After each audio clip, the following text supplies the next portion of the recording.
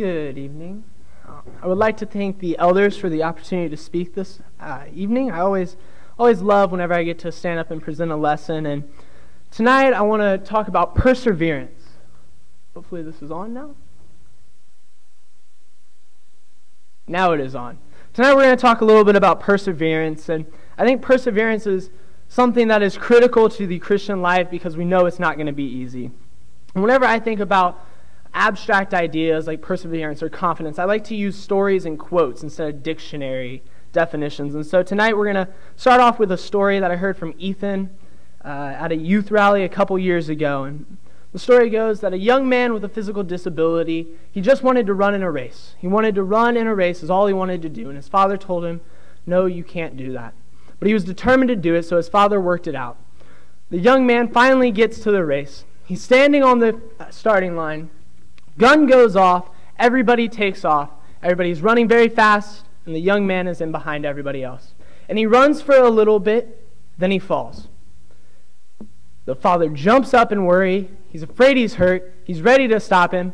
The son stands up, dusts himself off, and he continues the race. A little bit longer, the young man falls again. The father has the same exact reaction, ready to pull him out of the race, that is it. And the young man stands up and dusts himself off, and he continues to do this through the twists and the turns. And eventually, every other racer has finished. Everybody is done except for this young man. And all the racers come back. They're all around this young man just trying to finish that race. Every time he falls, the entire group just stops. They wait for him to stand up, dust himself off, and keep going. Eventually, that young man finishes that race. He accomplished a goal that he wanted, that he had put out in front of him that was nearly impossible for him. But through perseverance, he was able to pick himself up and dust himself off every single time that he fell down.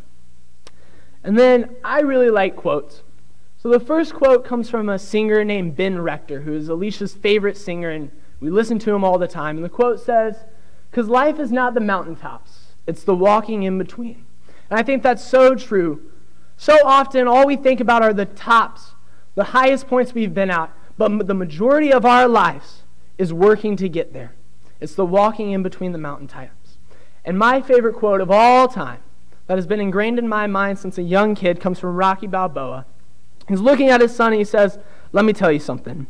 Let me tell you something you already know. The world ain't all sunshine and rainbows. It's a very mean and nasty place, and I don't care how tough you are. It will beat you to your knees and keep you there permanently if you let it. You, me, or nobody is going to hit as hard as life.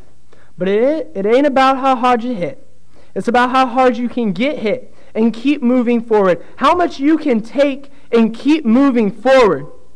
That's how winning is done." And these quotes just, to me, embody perseverance. The quotes in the story. It's about getting knocked down and picking yourself back up to keep going. And so tonight I want to look at a couple of biblical examples that we can look to see perseverance and how we can do it. But first, before we start looking at perseverance, I want to touch on something that Justin talked about a little bit this morning in his wonderful lesson. Justin quickly mentioned how life is hard, how that father figure that God is always going to be there. There's going to be times when we fall, but just like any other good father, God is there to pick us back up. And I want to look in John 15, starting in verse 18 through verse 20. Here it says, "If the world hate you, ye know that it hated me before it hated you.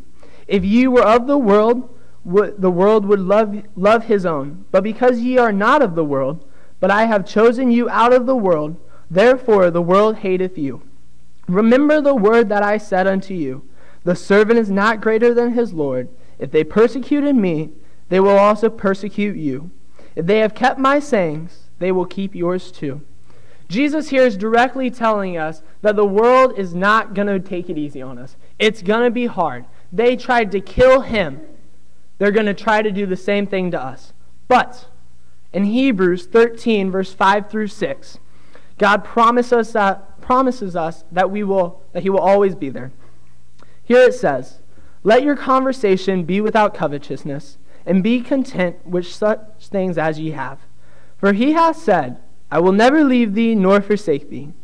so that we may go boldly, say, the Lord is my helper, and I will not fear what man shall do unto me. With God on our side, we don't need to fear what man will do. It's going to be hard, and it's going to be tough, and it's not going to be easy. But with God on our side, we can make it through it. So, my favorite biblical character is Joseph. I love Joseph. Not just because it's my middle name, but I think he is a wonderful young man and a wonderful example. And I try to put him in every lesson. So tonight we're going to look at Joseph and how he persevered through his life. And so in Joseph's life, this is where he starts.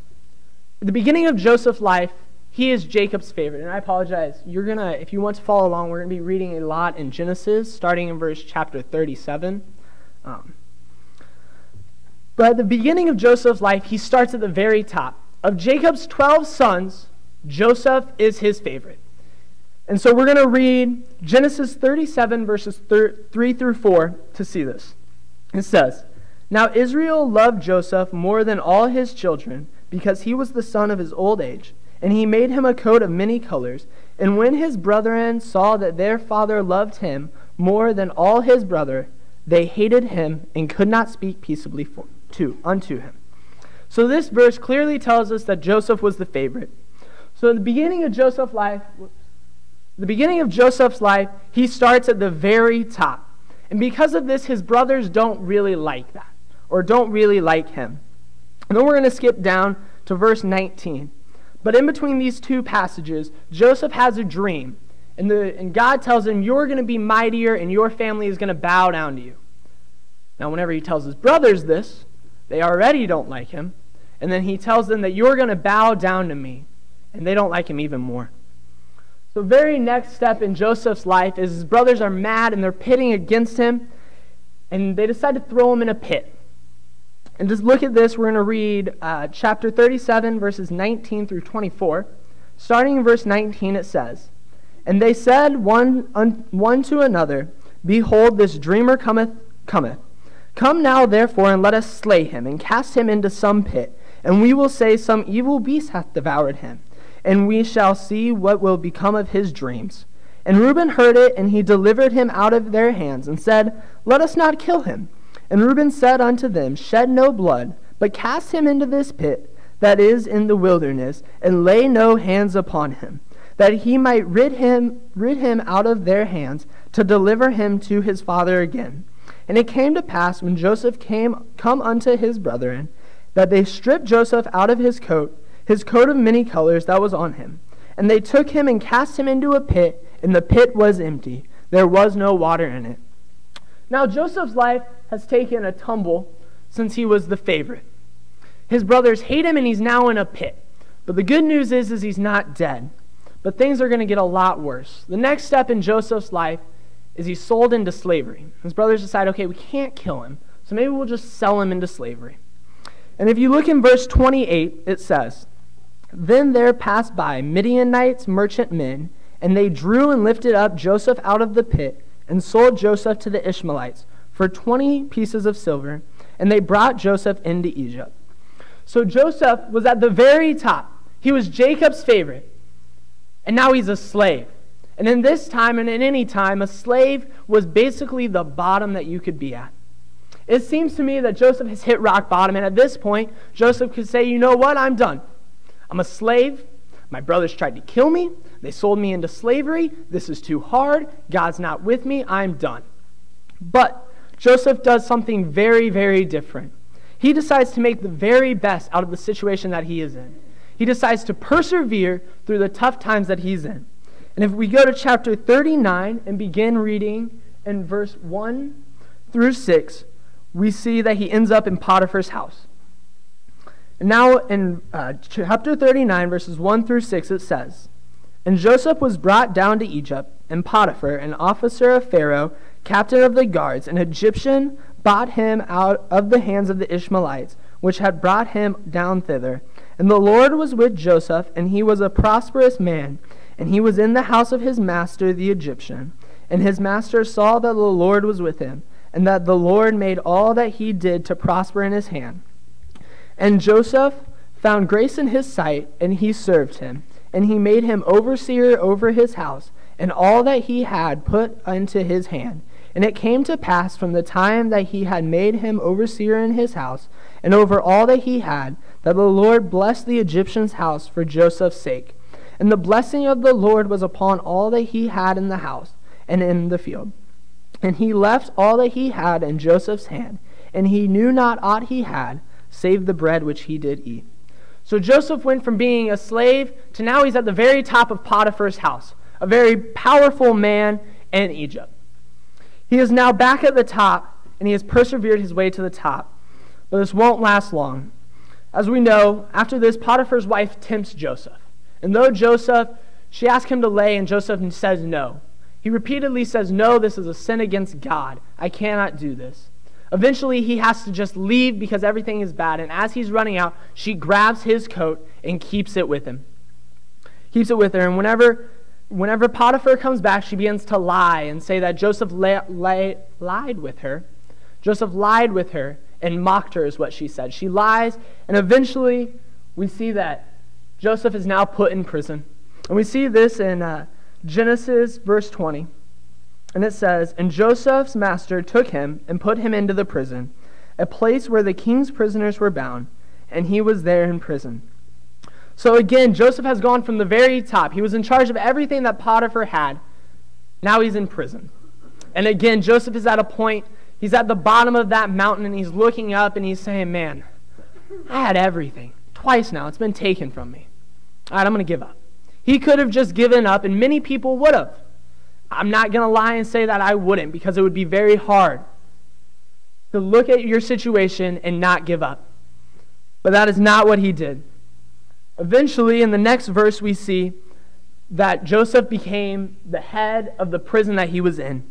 Beginning to read in verse 21 through verse 23, it says, but the Lord was with Joseph, and showed him mercy, and gave him favor in the sight of the keeper of the prison. And the keeper of the prison committed to Joseph's hand all the prisoners that were in the prison. And whatsoever they did there, he was the doer of it. The keeper of the prison looked not to anything that was under his hand, because the Lord was with him, and that which he did, the Lord made it prosper. So instead of giving up, Joseph decides again to make the very best of his situation. He decides, I'm a prisoner, but you know what? The Lord is with me, and becomes the head of the prison. The guard doesn't even know what's going on. Joseph has all the control of the prison. And then in chapter 41 will be our next reading. But between that, Pharaoh's baker and butler come in. And they come into the prison that Joseph was over, and the baker and the butler both have dreams. And Joseph interprets them. The butler will be restored to his position in 3 days. And the baker will be brought out of prison, but he will be hung and eaten by birds. Joseph asked the butler to remember him whenever he is restored, to just tell Pharaoh about him, maybe to get him out of prison. Because though he has advanced, he's still sitting in prison. And so then 2 years later, Pharaoh has a dream and no one can interpret it. All the wise men of Egypt have come to Pharaoh and they're trying to understand this dream, and none of them can get it. It's tricking them all the smartest men, and this is exactly where we're going to pick up.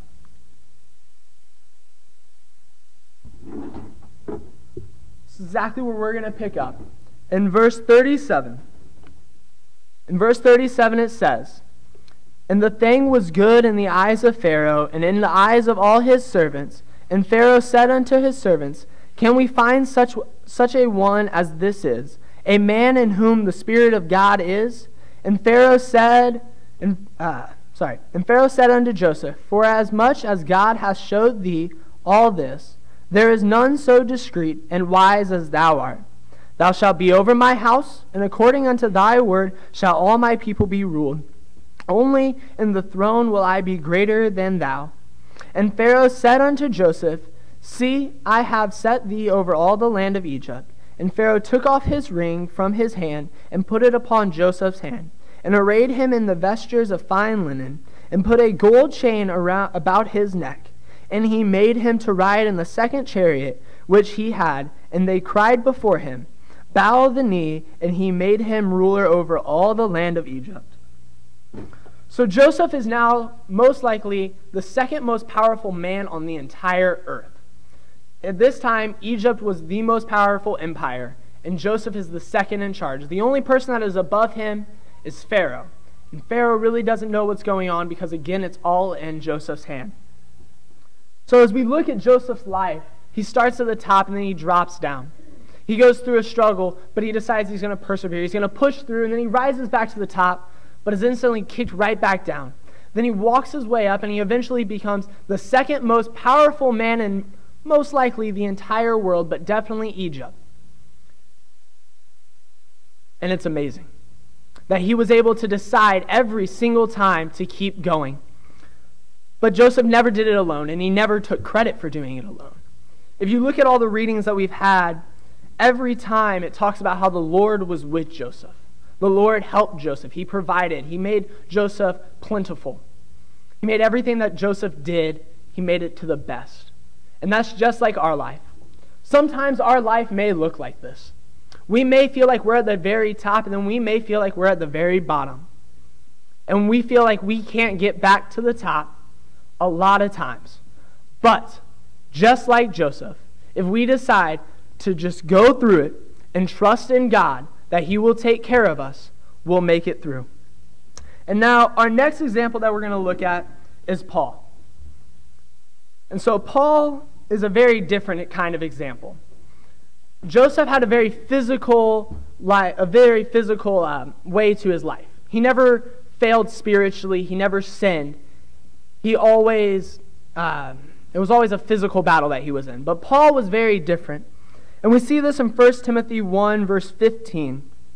Paul says, "This is a faithful saying and worthy of all acceptation, that Christ Jesus came into the world to save sinners, of whom I am chief."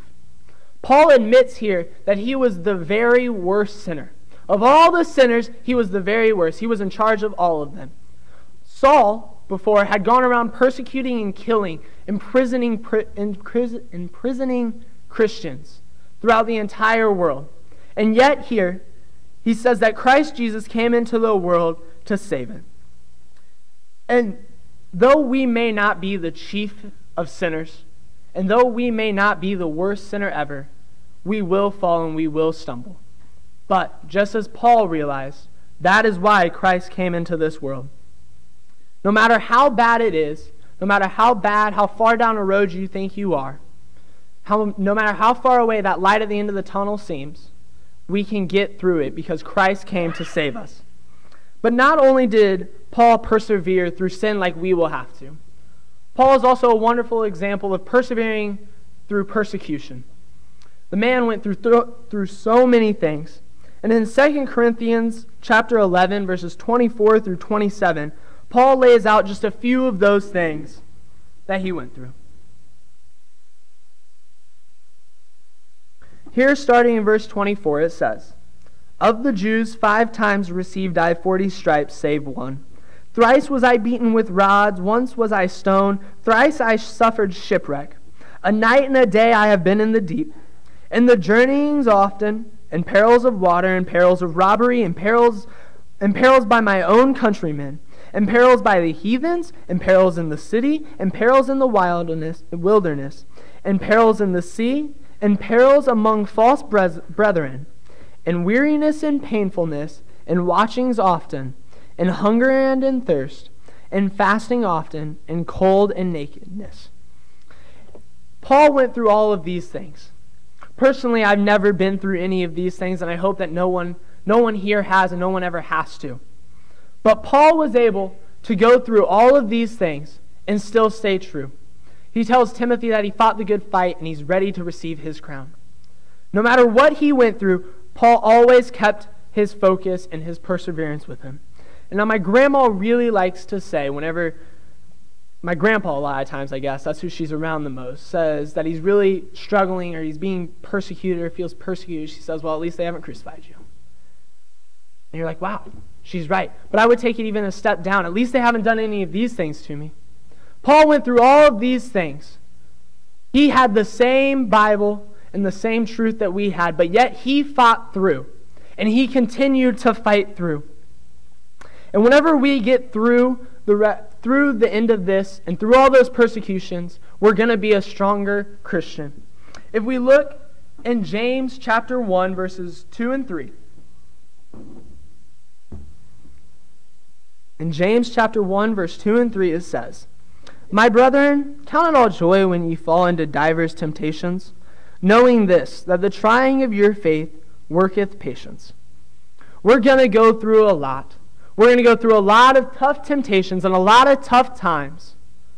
But at the end of the day, we're going to come out a better Christian, a stronger Christian, a better person because of everything we've gone through. So as we conclude this lesson, I do have to admit one thing. I wrote this in a very personal matter because I thought this was something that is really tough. Everybody, day through day, every week, you go through something and it stinks. You feel like you got kicked in the gut. You feel like you're laying on the ground and life's not going to let you back up. But we can see that there are many examples in the Old Testament, New Testament, and there were so many that as I was writing this, I was like, oh, I could put that in, or I could put that in. There's so many examples of perseverance in our lives that we can know we can do it, no matter how tough it sounds. And so if you were to take anything away from this, I want you to remember that Christ is always there. God is always there. Whenever it's the toughest of times, whenever you are as down as you feel and you don't see a light at the end of the tunnel, Christ is there. And if we look to 1 Corinthians 10:13 to conclude the lesson, it says, "There hath no temptation taken you, but such as is common to man. But God is faithful, who will not suffer you to be tempted above that ye are able, but will with the temptation also make a way of escape, that ye may be able to bear it." God is there at all times. We're going to be in tough times. You're going to be tempted, but God is always there. He always gives you a way of escape. He's going to provide for you a way to get out of this. And so tonight, as we close the lesson, maybe you've allowed the world to knock you off your path. You've allowed the world to tell you that it's too hard. Just quit. Or maybe you're just in a time of struggle. You need some help to be persevered. And just like that young kid that was running the race, you need your fellow Christians to help bolster you up with prayer. Or maybe you're ready to start that journey and that race to make it through. If you have any needs of the congregation, please come forward as we stand and sing. As the deer